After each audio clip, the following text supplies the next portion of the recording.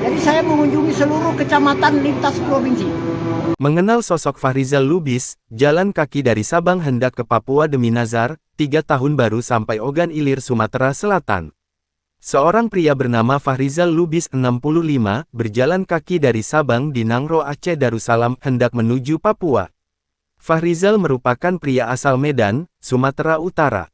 Kini ia tengah singgah di Indralaya, Ogan Ilir.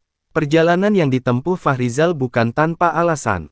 Dirinya mengaku, aksinya tersebut dilakukan untuk menunaikan nazar setelah sembuh dari kelumpuhan.